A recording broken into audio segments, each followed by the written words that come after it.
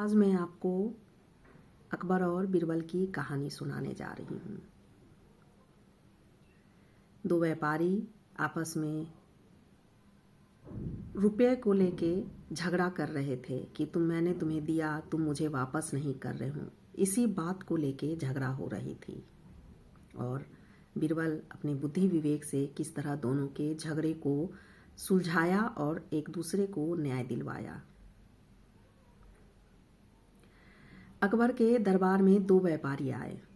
दोनों आपस में झगड़ रहे थे कि मैंने तुम्हें 100 स्वर्ण की मुद्राएं दी और तुम मुझे वापस नहीं कर रहे हो, और जो लिया था वो कह रहा था मैंने तुमसे कोई भी मुद्राएं नहीं ली, तुम झूठ बोल रहे हो। इन्हीं बातों को लेके आपस में झगड़ा हो रहा था। अकबर उनकी बातों को बहुत देर से सुन रहे थे, लेकिन उसे वह सुलझा नहीं पा रहे थे। दोनों का झगड़ा खत्म नहीं कर पा रहे थे और न्याय करने में उन्हें समझ में नहीं आ रहा था कि कौन झूठ बोल रहा है और कौन सच। तभी उसने बीरबल को दरबार में बुलाया और बीरबल जब आए तो दोनों की बातों को सुनने के बाद वह कहते हैं कि जो स्वर्ण की मुद्राएं ली है और जिसने दिया है, बारी बारी से अपनी अपनी बातों को रखें।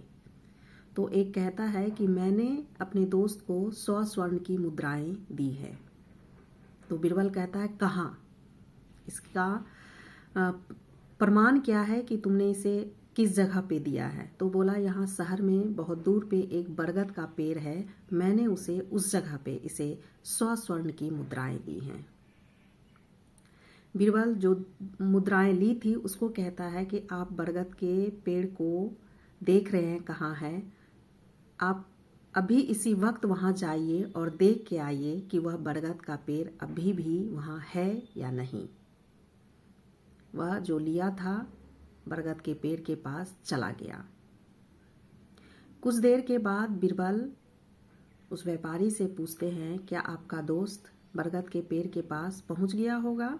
तो वह कहता है महाराज अभी नहीं, थोड़ा और समय लगेगा क्योंकि बरगद का पेड़ दूर है। तो बीरबल समझ गया कि यह व्यापारी सच बोल रहे हैं। क्यों? क्योंकि इसे मालूम है कि पेड़ कितनी दूर है। तो अकबर महाराज से कहते हैं कि महाराज यह व्यापारी सच बोल रहा है, वाकई में ये 100 स्वर्ण की मुद्राएं अपने दोस्त व्यापारी को दिया है। इस तरह से अपने बुद्धि और विवेक से बीरबल ने दोनों को न्याय दिलवाया, दोनों के झगड़े को सुलझाया। अकबर उनके बुद्धि की तारीफ की, उसकी जय जयकार होने लगी।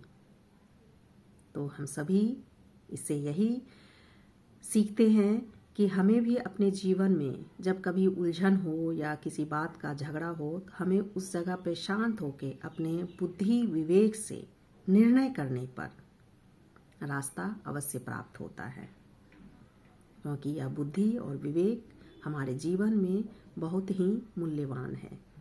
इसे हमेशा बनाए रखना चाहिए। ओम शांति।